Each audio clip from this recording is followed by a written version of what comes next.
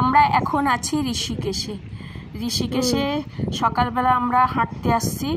আমরা ঋষিকেশের পাশেই হোটেলে উঠেছি। আমার ভাইপোর বিয়ে, রাজ, ওর বিয়ের জন্যে আসছি। আমরা ঋষিকেশেই আছি আপাতত।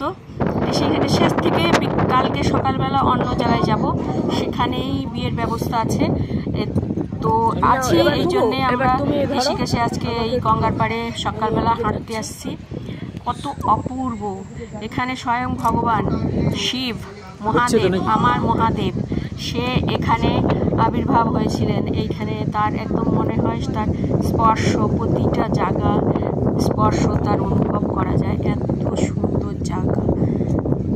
হিমালয় থেকে গঙ্গা এখানে প্রবাহিত হচ্ছে।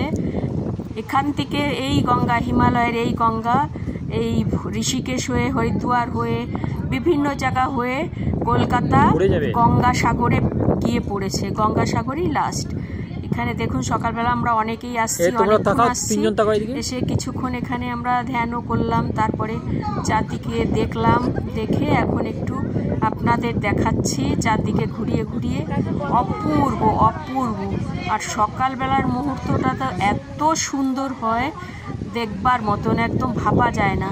এসব জায়গা আসলে আর মনে হয় না ঘরে ফিরে যাই, মনে হয় এখানেই থেকে যাই সারা জীবন। অপূর্ব লাগে। এখানে গঙ্গার পাড়ে বসে থাকলে আপনার খাওয়া টাওয়া সব ভুলে যাবেন, এত সুন্দর জায়গা ঋষিকেশ।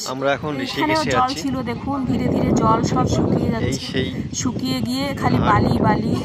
সেদিক থেকে কত নিচে জল চলে গেছে, দেখুন সব বালি দেখা যাচ্ছে।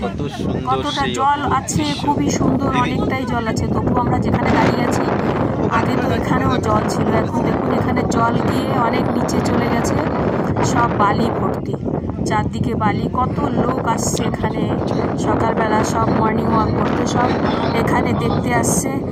ঋষিকেশ অপূর্ব জায়গা। ঋষিকেশের মতন এত সুন্দর জায়গা হয় নাই। যে দাসবাবু প্রণাম করলেন, সামনেই গঙ্গা দেবী বসে আছেন গঙ্গার পাড়ে। তো দারুণ সুন্দর জায়গা, অপূর্ব জায়গা।